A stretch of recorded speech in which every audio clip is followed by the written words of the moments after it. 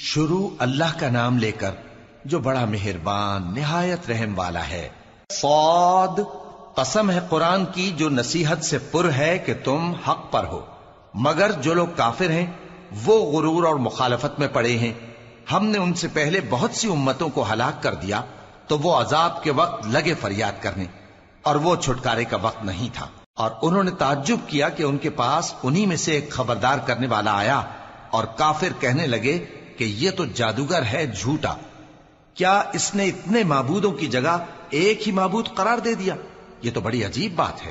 اور ان میں جو معزز تھے وہ چل کھڑے ہوئے اور بولے کہ چلو اور اپنے معبودوں کی پوجا پر قائم رہو، بے شک یہ ایسی بات ہے جس میں کوئی خاص غرض ہے۔ یہ بات کسی دوسرے مذہب میں ہم نے کبھی سنی ہی نہیں، یہ تو بالکل گھڑی ہوئی بات ہے۔ کیا ہم سب میں سے اسی پر نصیحت کی کتاب اتری ہے؟ اصل بات یہ ہے کہ یہ لوگ میری نصیحت کی طرف سے شک میں ہیں، بلکہ انہوں نے ابھی میرے عذاب کا مزہ نہیں چکھا۔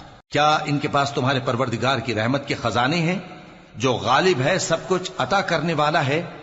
یا آسمانوں اور زمین اور جو کچھ ان میں ہے ان سب پر انہی کی حکومت ہے؟ تو چاہیے کہ رسیاں تان کر آسمانوں پر چڑھ جائیں۔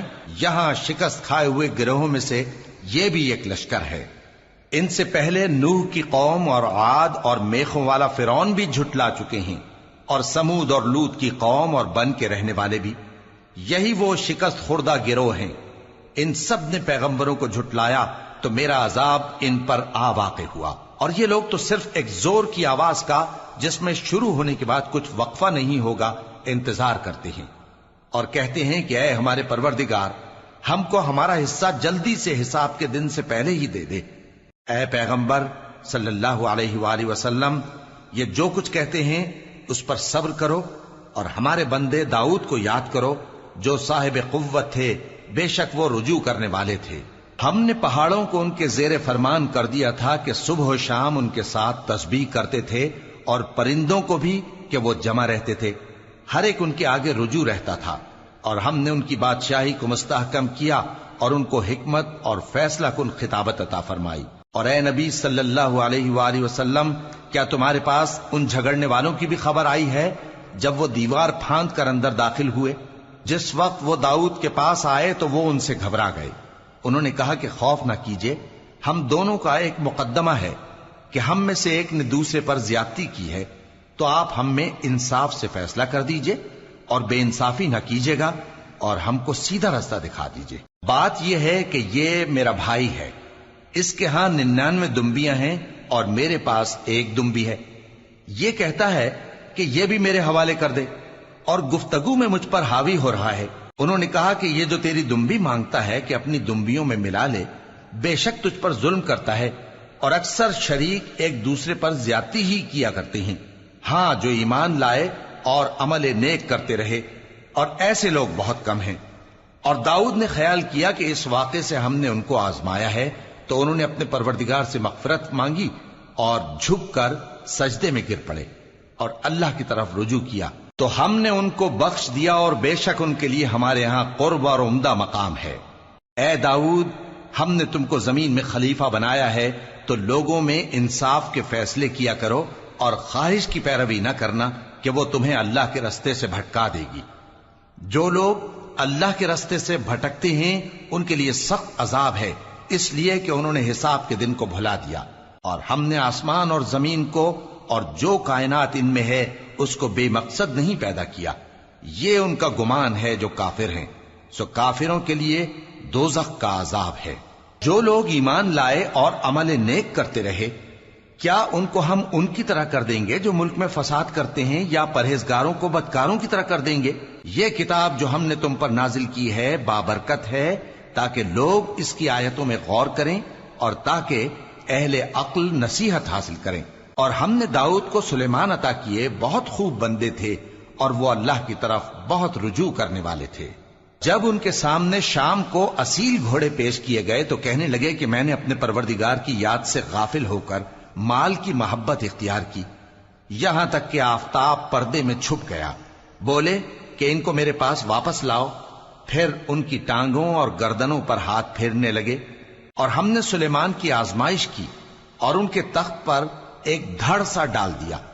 پھر انہوں نے اللہ کی طرف رجوع کیا اور دعا کی کہ اے پروردگار مجھے معاف فرما اور مجھ کو ایسی بادشاہی عطا فرما کہ میرے بعد کسی کو شایع نہ ہو، بے شک تو سب کچھ عطا فرمانے والا ہے۔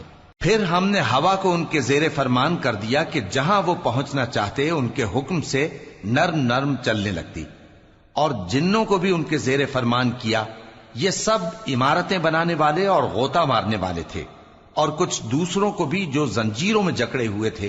ہم نے کہا یہ ہماری بخشش ہے، چاہو تو احسان کرو یا رکھ چھوڑو، تم سے کچھ حساب نہیں ہے، اور بے شک ان کے لیے ہمارے ہاں قرب اور عمدہ ٹھکانہ ہے۔ اور ہمارے بندے ایوب کو یاد کرو جب انہوں نے اپنے رب کو پکارا اور کہا کہ شیطان نے مجھ کو ایذا اور تکلیف دے رکھی ہے۔ ہم نے کہا کہ زمین پر لات مارو، دیکھو یہ چشمہ نکل آیا، نہانے کو ٹھنڈا پانی اور پینے کو بھی، اور ہم نے ان کو اہل و عیال اور ان کے ساتھ اتنے ہی اور بخشے۔ یہ ہماری طرف سے رحمت اور عقل والوں کے لیے نصیحت تھی۔ اور ہم نے کہا اپنے ہاتھ میں تنکوں کا ایک مٹھا لو، پھر اس سے مار لو اور قسم نہ توڑو، بے شک ہم نے ان کو ثابت قدم پایا، بہت خوب بندے تھے، بے شک وہ بہت رجوع کرنے والے تھے۔ اور ہمارے بندوں ابراہیم اور اسحاق اور یعقوب کو یاد کرو جو قوت والے اور صاحب نظر تھے۔ ہم نے ان کو ایک صفت خاص آخرت کے گھر کی یاد سے ممتاز کیا تھا، اور وہ ہمارے نزدیک منتخب اور خوبی والوں میں سے تھے۔ اور اسماعیل اور الیسع اور ذوالکفل کو یاد کرو، اور یہ سب بھی خوبی والوں میں سے تھے۔ یہ نصیحت ہے اور پرہیزگاروں کے لیے تو عمدہ ٹھکانہ ہے، ہمیشہ رہنے کے باغ جن کے دروازے ان کے لیے کھلے ہوں گے، ان میں تکیے لگائے بیٹھے ہوں گے، اور کھانے پینے کے لیے بہت سے میوے اور مشروبات منگاتے رہیں گے، اور ان کے پاس نیچی نگاہ رکھنے والی اور ہم عمر حوریں ہوں گی۔ یہ وہ چیزیں ہیں جن کا حساب کے دن کے لیے تم سے وعدہ کیا جاتا تھا، یہ ہمارا رزق ہے جو کبھی ختم نہیں ہوگا۔ یہ نعمتیں تو فرمانبرداروں کے لیے ہیں، اور سرکشوں کے لیے برا ٹھکانہ ہے، یعنی دوزخ جس میں وہ داخل ہوں گے، اور وہ بری آرام گاہ ہے۔ یہ کھولتا ہوا گرم پانی اور پیپ ہے، اب اس کے مزے چکھیں، اور اسی طرح کے اور بہت سے عذاب ہوں گے۔ یہ ایک فوج ہے جو تمہارے ساتھ گھستی چلی آ رہی ہے، ان کو خوشامدید نہ کہا جائے۔ یہ دوزخ میں جانے والے ہیں، کہیں گے بلکہ تمہیں کو خوشامدید نہ کہا جائے، تمہیں تو یہ بلا ہمارے سامنے لائے ہو، سو یہ برا ٹھکانہ ہے۔ وہ کہیں گے اے پروردگار جو اس کو ہمارے سامنے لایا ہے اس کو دوزخ میں دگنا عذاب دے، اور کہیں گے کیا سبب ہے کہ یہاں ہم ان لوگوں کو نہیں دیکھتے جن کو ہم بروں میں شمار کرتے تھے؟ کیا ہم نے ان سے ٹھٹھا کیا ہے یا ہماری آنکھیں ان کی طرف سے پھر گئی ہیں؟ بے شک یہ اہل دوزخ کا جھگڑنا برحق ہے۔ کہہ دو کہ میں تو صرف خبردار کرنے والا ہوں، اور اللہ اکیلے اور غالب کے سوا کوئی معبود نہیں۔ جو آسمانوں اور زمین اور جو مخلوق ان میں ہے سب کا مالک ہے، غالب ہے، بخشنے والا۔ کہہ دو کہ یہ ایک بڑی ہولناک چیز کی خبر ہے جس کو تم دھیان میں نہیں لاتے۔ مجھ کو اوپر کی مجلس والوں کا جب وہ جھگڑتے تھے کچھ بھی علم نہ تھا، میری طرف تو یہی وحی کی جاتی ہے کہ میں کھلم کھلا خبردار کرنے والا ہوں۔ جب تمہارے پروردگار نے فرشتوں سے کہا کہ میں مٹی سے انسان بنانے والا ہوں، جب میں اس کو درست کر لوں اور اس میں اپنی روح پھونک دوں تو اس کے آگے سجدے میں گر پڑنا۔ سو تمام فرشتوں نے سجدہ کیا مگر ابلیس کہ وہ اکڑ بیٹھا اور کافروں میں ہو گیا۔ اللہ نے فرمایا کہ اے ابلیس، جس شخص کو میں نے اپنے ہاتھوں سے بنایا اس کے آگے سجدہ کرنے سے تجھے کس چیز نے منع کیا؟ کیا تو غرور میں آ گیا یا اونچے درجے والوں میں تھا؟ بولا کہ میں اس سے بہتر ہوں کہ تو نے مجھ کو آگ سے پیدا کیا اور اسے مٹی سے بنایا۔ فرمایا بس یہاں سے نکل جا، تو مردود ہے اور تجھ پر قیامت کے دن تک میری لعنت پڑتی رہے گی۔ کہنے لگا کہ میرے پروردگار، اچھا تو مجھے اس روز تک کہ لوگ اٹھائے جائیں مہلت دے۔ فرمایا کہ تجھ کو مہلت دی جاتی ہے اس روز تک جس کا وقت مقرر ہے۔ کہنے لگا کہ مجھے تیری عزت کی قسم، میں ان سب کو بہکاتا رہوں گا سوائے ان کے جو تیرے چنے ہوئے بندے ہیں۔ فرمایا ٹھیک ہے، اور میں ٹھیک ہی کہتا ہوں کہ میں تجھ سے اور جو ان میں سے تیری پیروی کریں گے سب سے جہنم کو بھر دوں گا۔ اے پیغمبر، کہہ دو کہ میں تم سے اس کا صلہ نہیں مانگتا اور نہ میں بناوٹ کرنے والوں میں ہوں۔ یہ قرآن تو اہل عالم کے لیے نصیحت ہے، اور تم کو اس کا حال कुछ वक्त के बाद मालूम हो जाएगा।